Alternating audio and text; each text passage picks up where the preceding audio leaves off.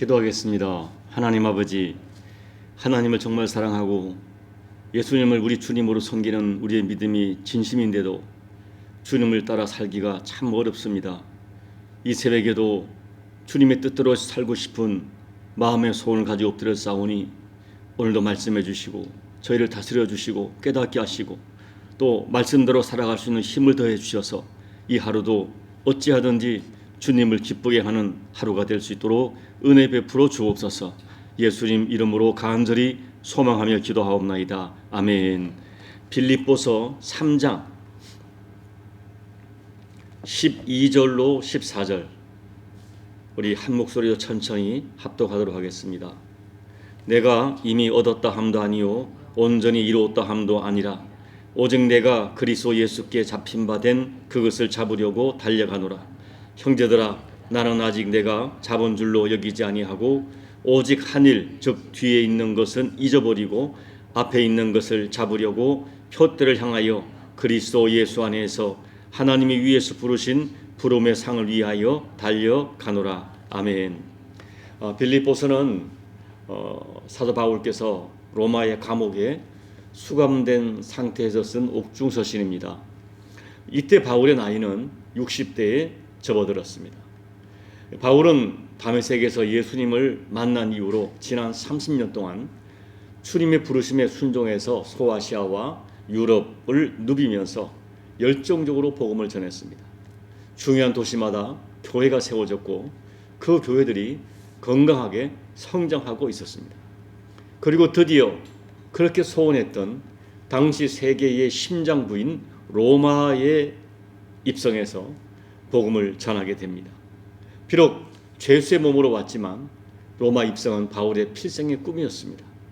우리가 사도행전과 서신서에 나타난 바울의 행적을 보면 정말 바울은 열정적으로 사역했고 지금까지 쉼 없이 달려왔습니다.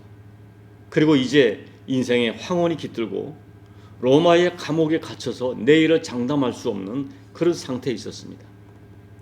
우리 인간적인 생각으로 보면 이제는 좀 템포를 늦추고 후배들에게 사역을 맡기고 좀 쉬어도 될 그런 상황처럼 보입니다.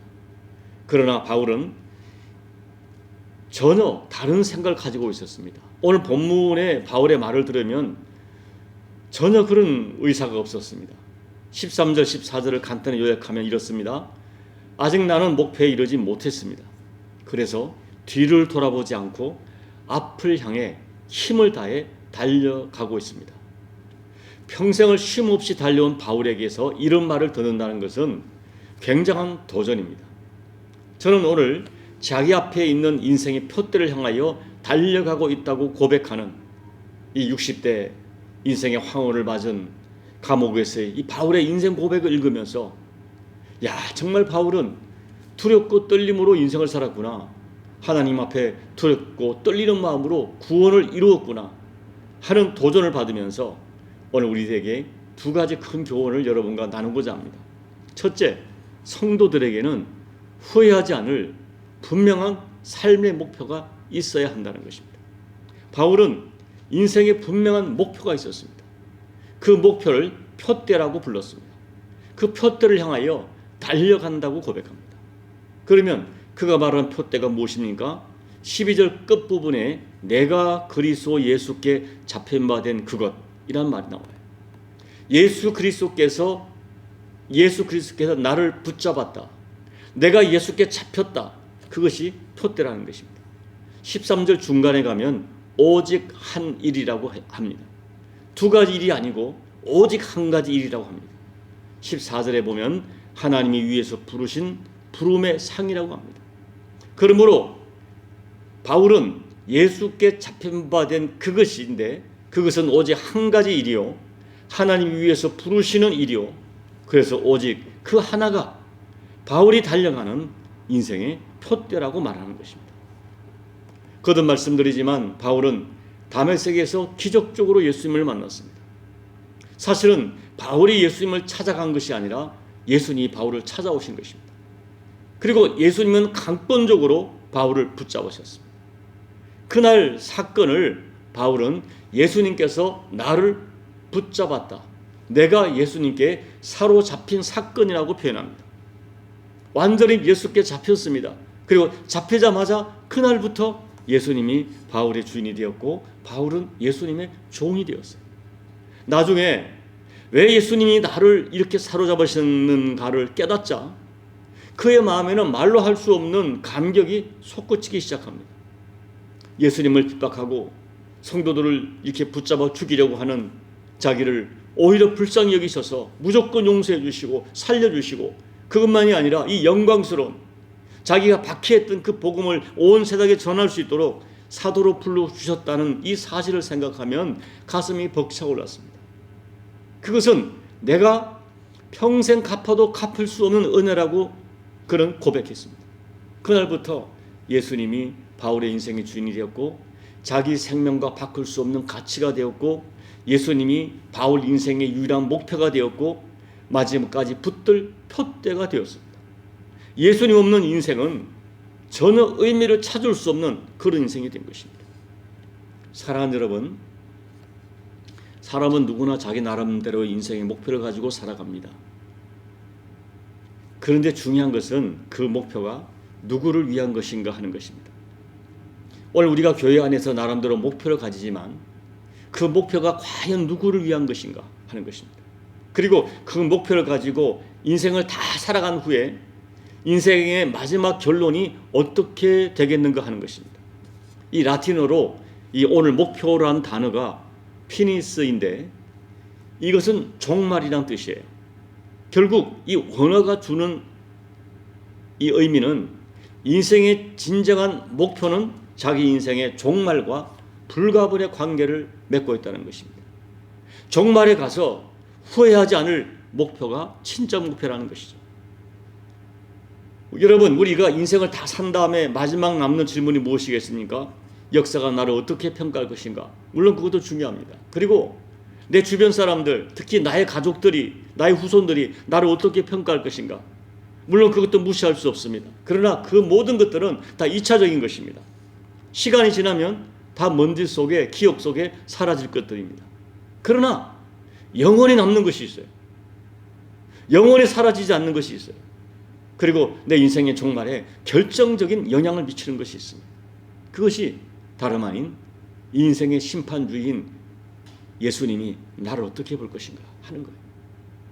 예수님은 우리 인생의 역사의 완성자이고 그리고 예수님은 내 인생의 심판주이십니다. 언젠가 하늘과 땅의 권세를 가지신 그분이 이 세상과 우리 인생들을 심판하십니다. 우리가 마지막으로 만나서 내 인생을 결산하고 내 인생을 질문할 분은 주님이십니다. 그분 앞에서 우리 인생이 어떻게 평가되느냐, 이것은 절대적이에요. 우리 인생을 바로 살았느냐 바로 살지 못하느냐 평가는 오직 유일한 기준이 예수님이십니다. 그리고 여러분, 너무 어렵게 생각하지 마시고 쉽게 생각해 보세요. 우리가 예수를 믿는다는 것은 예수님을 내 인생의 주님으로 섬긴다는 것입니다. 지금까지는 내가 내 인생의 주로 살아와서 내 마음대로 내 생각대로 살았지만 우리가 예수를 믿는다는 것은 인생의 주가 바뀌는 것이죠. 나를 살리시려고 십자가에서 자신의 생명을 주셨던 예수님을 우리는 믿습니다. 그리고 그 예수님을 나의 주님으로 믿습니다. 근데 우리가 예수님을 주님으로 부르는 것은 의미가 정확합니다. 주님 위에 살겠다는 고백을 하는 것입니다. 예수 믿는 사람들은 한마디로 주님 대신 예수님 위에 살기로 작정한 사람들이에요. 그 고백이, 그 믿음이 참이라면 자연스럽게 예수님이 내 인생의 목표가 되는 것이요, 예수님이 나에게 맡기신 예수님의 부르심이 내 인생의 표대가 되는 것입니다. 여러분, 하나님은 속지 않으세요. 내가 내 인생의 주인되어 내가 내 인생의 표대 삼고 살고 있는가? 아니면 정말 예수님이 내 인생의 주님이시고 예수님이 내 인생의 표대인지 하나님은 정확히 아시고 그날에 심판하십니다. 바울은 진정으로 예수님이 인생의 표대였던 진짜 신앙인이었어요. 둘째, 결심만 하지 말고 최선으로 실천적 삶을 살아야 합니다. 바울은 자기가 세운 이 목표 표대를 향하여 달려갔다고 간증했어요. 여기 달려갔다는 말은 올림픽 경기에서 경주자가 승리를 앞두고 마지막 피니시, 마지막 전력을 다해 달리는 그 모습을 의미하는 그런 뜻이에요. 바울은 평생 그렇게 달려갔다고 스스로 간증합니다. 그리고 성경을 보면 그 간증은 참이었어요. 바울의 오늘 상황을 다시 보십시오. 지금 감옥에 갇혀 있습니다. 언제 풀려날지 모르고 죽음도 생각하고 있습니다. 나이도 60에 접어들었습니다. 그리고 몸에는 고질적인 질병이 있습니다.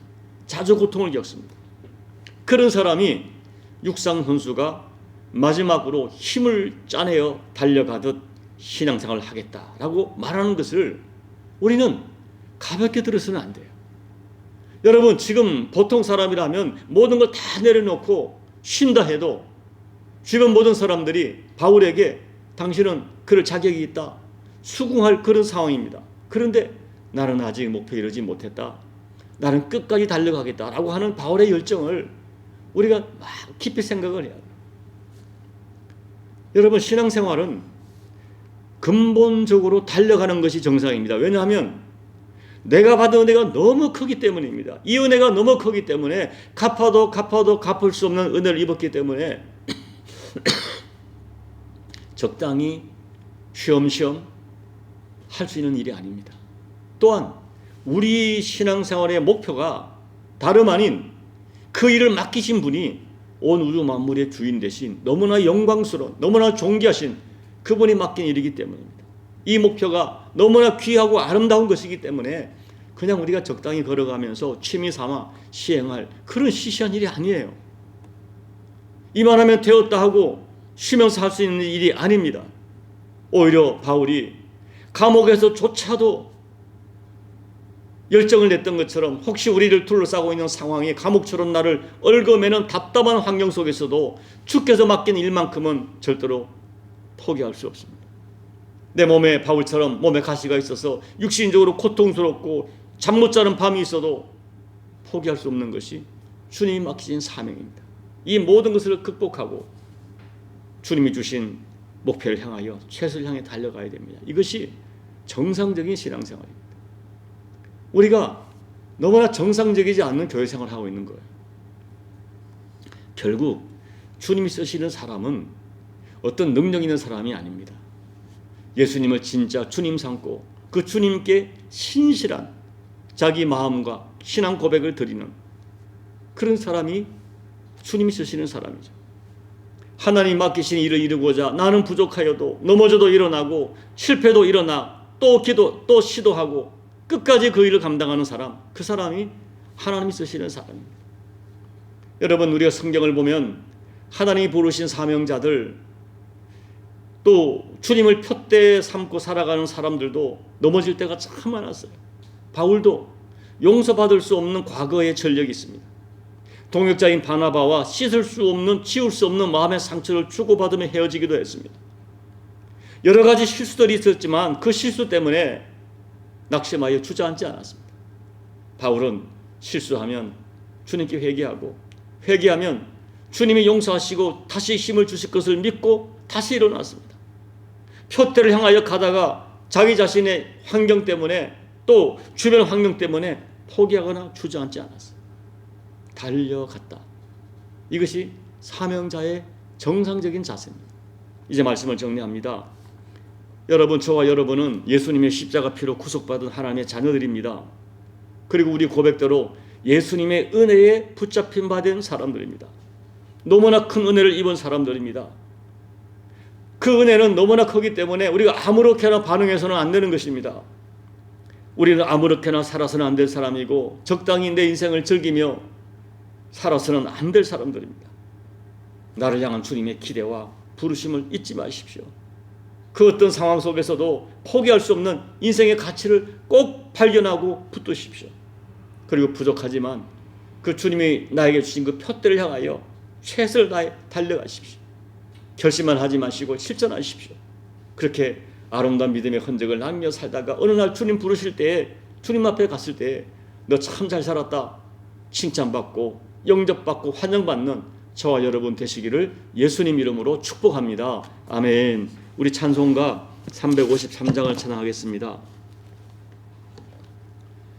십자가 군병되어서 예수를 따를 때 무서워하는 마음으로 주 모른 채 할까. 나의 주 그리스도 나를 속량했으니 나 십자가를 벗은 후 저 멸류관 쓰리. 무성도 피를 흘리며 큰 싸움 하는데 나 어찌 편히 누워서 상 받기 바랄까. 나의 주 그리스도 나를 속량했으니 나 십자가를 벗은 후 저 멸류관 쓰리. 이 죄악 많은 세상에 수많은 원수들 날 유혹하고 했지나 내 주만 따르리. 나의 주 그리스도 나를 속량했으니 나 십자가를 벗은 후 저 멸류관 쓰리. 나 멸류관을 쓰려고 몸 바쳐 싸울 때 주 내게 용기 주시사 이기게 하시네. 나의 주 그리스도 나를 속량했으니 나 십자가를 벗은 후 저 멸류관 쓰리. 승리의 그날 이르러 십자가 군병들 개가를 불러 영광을 주님께 돌리리. 나의 주 그리스도 나를 속량했으니 나 십자가를 벗은 후 저 멸류관 쓰리. 하나님 아버지, 참 저희를 사랑하셔서 세상이 받을 수 없는 십자가 복음을 감사와 감격으로 받게 하시고 십자가 보혈을 통하여 나는 완전히 구원받았다, 나는 하나님의 자녀가 되었다, 나는 이제 완전한 하나님의 백성이다 확증하게 하시고 남은 생에 하나님의 자녀로서 하나님의 백성으로 살게 하심을 감사드립니다. 이 십자가 대속도 감사한데 남은 인생을 복되게 하려고 이 모양 저 모양의 우리 인생에 표대를 주시고 목표를 주시고 사명 주신 것 감사합니다.